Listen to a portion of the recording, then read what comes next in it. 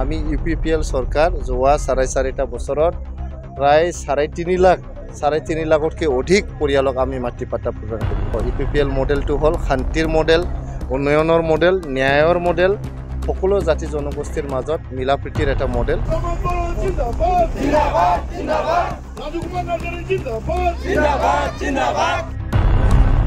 इउपिपिएलनि गाहाय नेहाथारि राजु नार्जारिनि नुजाथिनायाव हुदुमकाटा गामियाव गुबुन गुबुन दोलोनि गासै 700निबो बांसिन सोद्रोमाफोरा इउपिपिएल दोलाव जयनिं जायो। थांनाय सानखालि गसाइगाव महकुमानि सिङाव थानाय सराइबिल बिटिसि बियाब इउपिपिएल दोलोखौ गोहोगोरा खालामनो थाखाय रायजो राजाफोरा सिगांबोनायखौ नुनो मोन्दों। गसाइगाव ओनसोलनि इउपिपिएल दोलोनि गोख्रों मावथि एबा मिरु इउपिपिएल दोलोनि गाहाय नेहाथारि राजु नार्जारिनि नुजाथिनायाव गुबुन गुबुन दोलोखौ नागारनानै गोबां रायजो राजाफोरा इउपिपिएल दोलाव जयनिं जानायखौ नुनो मोनगासिनो। थिग बेबादिनो थांनाय सानखालि गसाइगाव सराइबिल बियाबनि सिङाव थानाय हुदुमकाटा गामियाव इउपिपिएल दोलोनि नेहाथारि राजु नार्जारिनि नुजाथिनायाव गोबां माइनरिटि हारिनि रायजो राजाफोरा बिपिएफ दोलोजों लोगोसे गुबुन गुबुन दोलोखौ नागारनानै 700निबो बांसिन इउपिपिएल दोलोआव जयनिं जाफैयो। जयनिं जाफैनाय सोद्रोमाफोरखौ बरायनाय हाबाफारियाव बाहागो लानानै बिसायख'थिनि फोसावदिं मेलफोराव गोबां दोलोफोरा गोबां बाथ्राफोर बानसावनो हागौ, नाथाय प्रमद बर'नि दैदेननाय सरकारनि समाव बिटिआर ओनसोलाव माब्लाबाबो बुलडजार सोलिनाय नङा। बयबो रायजो राजाफोरा गोजोनै थानो मोनगोन होननानै राजु नार्जारिया रोखायै फोरमायनायजों लोगोसे सराइबिल बियाबाव बिपिएफ सरकारा जेबो खामानि मावनो हायाखै, जायनि थाखाय रायजो राजाफोरा गोबां जेंनाजों भुगिनानै दङ होननानै बिपिएफ सरकारनि सायाव माखासे अजद लाबोयो।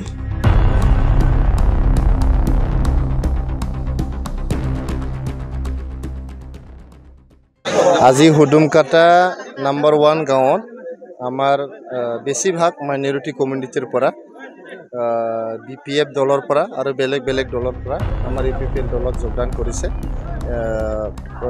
মানে 100 জনতকৈ বেছি ইয়াতে আমাৰ ইউপিপিএল দলৰ নীতি আদৰ্শ ভাল পায়, প্ৰমোদ বড়ো ছাৰৰ কাম কাজটো ভাল পায়। যেহেতু আমাৰ বিটিআৰত কোনো পৰ্যায়ে ইয়াতে বুলডোজাৰ নচলে, ইয়াতে উচ্ছেদ নহয়, ইয়াতে বহুত মানে মিছা মাতিবলৈ আহিব পাৰে, নেগেটিভ কেম্পেইন এটা কৰিব পাৰে। যোৱাবাৰ 2020 চনৰ ইলেকশ্যনৰ আগত কিছুমান ভণ্ড নেতাবিলাকে কৈছিল যে বিটিআৰ চুক্তিৰ 7.2 দফা মতে মাইনৰিটিসকলক উচ্ছেদ কৰিব। এতিয়া 5 বছৰ ইউপিপিএলৰ চৰকাৰ হ'ল বিটিআৰত, কিন্তু এটা পৰিয়ালো ইয়াতে উচ্ছেদ হোৱা নাই। তেখেতসকলে কৈছিল যে আজান বন্ধ হ'ব, আজানটো বন্ধ ক'তো হোৱা নাই। ইয়াতে কৈছিল যে গোস্ত খোৱা বন্ধ কৰিব, গোস্ত খোৱাটো বন্ধ হোৱা নাই। তো গতিকে আমাৰ 7.2ৰ কথা মিছা মাতি পেলাই ৰাইজৰ ভোট ল'লে, কিন্তু একোটো কাম কৰি দিব নোৱাৰিলে। চৰাইবিল সমষ্টিত এতিয়াও বিপিএফৰ MCLA আছে, এই MCLA একো কাম কৰিব পৰা নাই।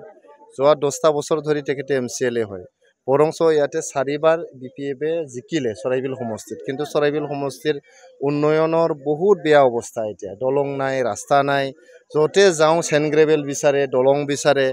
তো 20 বছৰত বিপিএফে কি কৰিলে? যদি ৰাস্তাও নাই, যদি চেন গ্ৰেভেলো নাই, দলঙো নাই, কালভাৰো নাই, ইয়াতে মাটি পাট্টা বিচাৰি আছে। মাটি পাট্টা কিয় নিদিলে বিপিএফে? কিমান 17 বছৰ বিপিএফৰ চৰকাৰ থাকিলে মাটি পাট্টা কিয় নিদিলে?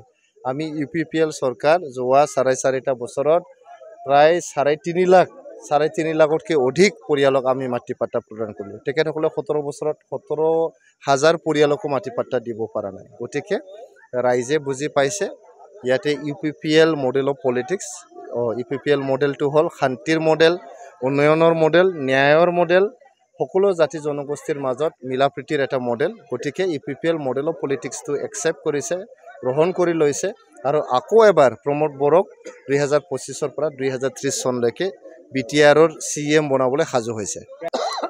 এইটো মুমিনুৰ ইছলামে কেনেকৈ গম পালে? এই গণনা হয় নেকি? আগতো কৈছিল মুমিনুৰ ইছলামে 2020 চনত যে ইউপিপিএল চৰকাৰ হ'লে উচ্ছেদটো নিশ্চিত বুলি।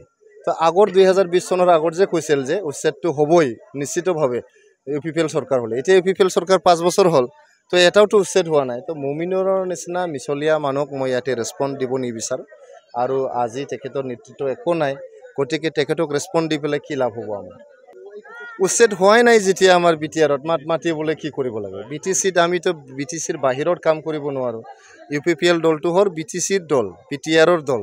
বিটিআৰৰ ভিতৰত কিবা এটা হ'লে তাৰ বিৰুদ্ধে আমি মাতিম, তাৰ বিৰুদ্ধে থিয় হ'ম, ৰাইজক ন্যায় দিম ইয়াতে যেহেতু আমি বুলডোজাৰটোৱে বেন কৰি দিছোঁ ইয়াতে উচ্ছেদ কৰাৰ কোনো প্ৰশ্নই নুঠে এতিয়া বিটিআৰৰ বাহিৰত যি হৈ আছে এইটো বিটিআৰৰ বাহিৰৰ মানুহে চম্ভালিব লাগিব তাৰ নেতৃবৃন্দই চম্ভালিব লাগিব তাত যোনে যোনে মানুহ আছে তাতে যাব লাগিব ইয়াতে বিটিচিৰ বাহিৰৰ যি ইস্যু ইয়াতে বিটিচিৰ ভিতৰত টানি আনিলে কি লাভ আছে ইয়াতে আন্দোলন কৰিলে ইয়াতে মিছিল কৰিলে ৰেলী কৰিলে কি লাভ আছে য'ত উচ্ছেদটো হৈছে তাতে ৰেলীটো পাতিব লাগে তাতে মিছিলটো পাতিব লাগে বিলাসীপাৰাত হৈছে বিলাসীপাৰাত কৰিব লাগে চাপৰত হৈছে চাপৰত কৰিব লাগে গোৱালপাৰাত আমি প্ৰতিবাদ কৰিব লাগে তো তাকে নকৰি পেলাই আমি তাতে প্ৰতিবাদ নকৰি ইয়াত আমাৰ বিটিচিত বা বড়োলেণ্ডত প্ৰতিবাদ কৰিলে কি লাভ হ'ব তাতে আমি কৰিব লাগে দিছপুৰত কৰিব লাগিব দিছপুৰৰ পৰা সেইবিলাক জিলা মানে কিবা হয় এডমিনিষ্ট্ৰেট হয় গতিকে দিছপুৰত আমি মাতিব লাগিব দিছপুৰত আমি আন্দোলন কৰিব লাগিব গতিকে ইয়াতে কোকৰাঝাৰত গোসাইগাঁৱত ভৌৰাগুৰিত হুদুমকাটাত আন্দোলন কৰিলে দিছপুৰে কেনেকৈ শুনিব এইটো আজি ইলেকশ্যন আহিছে বহুত মানুহে বহুত কথা ক'ব তো আপোনালোকে গণতন্ত্ৰৰ চতুৰ্থ স্তম্ভ হয় আপোনালোকে এইটো সঁচা মিছা আপোনালোকে ইনভেষ্টিগেশ্যন কৰক ক'ত এভিকশ্যনৰ নটিচ আহিছে আপোনালোকে চাৰ্কেল অফিচত যাওক আপোনাৰ লেণ্ড মাটিৰ অফিচত যাওক মণ্ডলৰ লগত কথা পাতক ক'ত উচ্ছেদৰ জাননী আহিছে এইটো ইলেকশ্যনৰ কাৰণে বন্ধ কৰিছে ক'ত হৈছে এইটো আপোনালোকে উলিয়াই দিয়ক আপোনালোকৰ দায়িত্ব আছে এইটো যদি বিৰোধীৰ কথা কৈ পেলাই আপোনালোকে প্ৰশ্নবিলাক সোধে কেনেকৈ হ'ব আপোনালোকে নিজেই যদি বিৰোধী হৈ যায় এইটোতো ঠিক নহয় আপোনালোকে গণতন্ত্ৰৰ চতুৰ্থ স্তম্ভ আপোনালোকে ৰাইজৰ ভইচ হয় ভইচ অফ দ্য পিপল গতিকে ৰাইজৰ ভইচটো আপোনালোকে তুলি ধৰিব বিৰোধীৰ নহয় বিৰোধী বা আমি ৰুলিং পাৰ্টি আমি মোকাবিলা কৰি ল'ম আপোনালোকে ৰাইজৰ আৱাজটো উঠাওক আমি ৰাইজক প্ৰতিশ্ৰুতি দিছোঁ যেনেকৈ আমি 2020 চনৰ পৰা 2025 চনলৈকে এটা পৰিয়ালৰ উচ্ছেদ হ'ব দিয়া নাই কোনো জাতি জনগোষ্ঠীক আমি তেনেকুৱা বেয়া কাম কৰা নাই তেখেতসকলক শান্তিত ৰাখিছোঁ তেখেতসকলৰ উন্নয়নৰ চোৱা চিতা কৰিছোঁ প্ৰত্যেকটো জাতি জনগোষ্ঠীৰ ভাষা সংস্কৃতি পৰিচয় সকলোৰে আমি ইয়াতে উন্নয়ন কৰাৰ কাৰণে কাম কৰিছোঁ গতিকে আমি 2025 চনৰ পৰা 2030 চনলৈকে প্ৰমোদ বড়োৰ নেতৃত্বত যি চৰকাৰ আছে তাতে আৰু বেছিকৈ উন্নয়নৰ জয়যাত্ৰা হ'ব তাতে শান্তিটো সুদৃঢ় হ'ব চিৰস্থায়ী শান্তি আহিব আৰু ৰাইজে সকলোৱে সমিল মিলে থাকিব আৰু আমি সকলোৱে আমি মিলিজুলি মানে ইয়াতে বসবাস কৰিম